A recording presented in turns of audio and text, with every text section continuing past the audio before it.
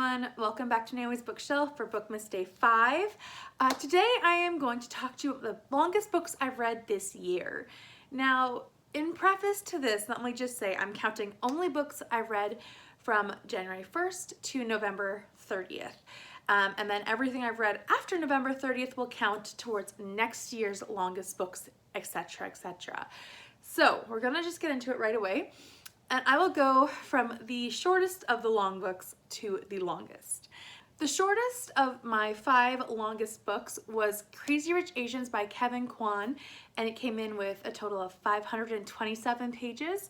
It was very funny. I loved it a lot. I read it this summer, and I thought it was a great summer read. Very fun and just witty. So yeah, really, really loved it.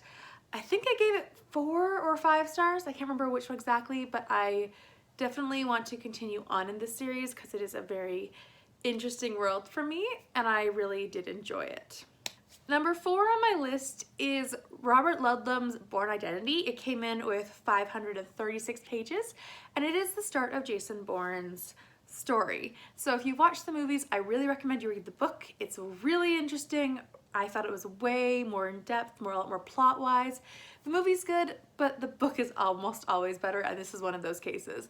I really recommend it. I thought it was very fast paced, and even though it is a longer book, it didn't feel that long. It felt like I was just flying through it. Every single page I turned, I wanted to know what happened next. And even if you watch the movies, you won't be spoiled for the books because there's a whole other plot that's bigger in the book that you are not going to be spoiled for. So I totally recommend picking it up.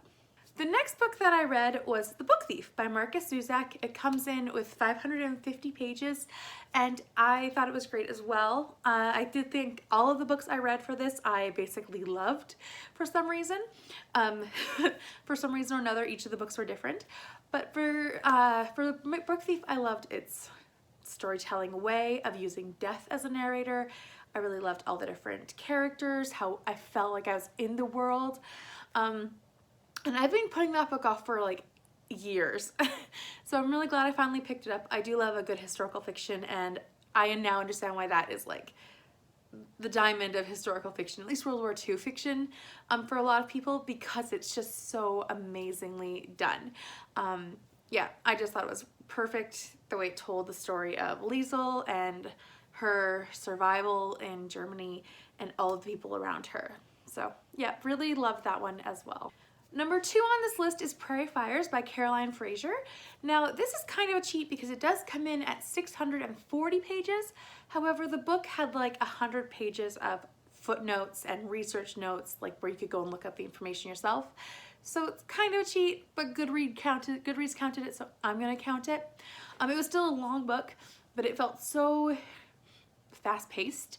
And the way you just follow Laura Ingalls Wilder, especially she's a child, all the way to her marriage, and then after, and even to when she was writing the novels, and then even after that, when after she's passed away, and her daughter Rose, and the different things that happened with Rose. It was really interesting, and I just was engrossed. I thought I couldn't believe what her life was like, and then what happened, and how she used the books to make money, all the different things that Laura did. I just thought it was crazy interesting, and I really enjoyed it. I really do recommend it for a nonfiction book. If you're wanting to know the true story behind Laura Ingalls Wilder, pick up Prairie Fires. So yeah, even though it's one of my longest books, it didn't feel like a longest book, you know? The last book is Vanity Fair by William Thackeray. It comes in at 719 pages and I really enjoyed it. I read it in October for Victober as it is a Victorian novel. I thought it was really well done. I really enjoyed the different characters and the different storylines that go on in it. I also really enjoyed how it's a satire and how it talks about people, relationships, money, even just how we view the world. So yeah, I really did enjoy it. I gave it 5 stars.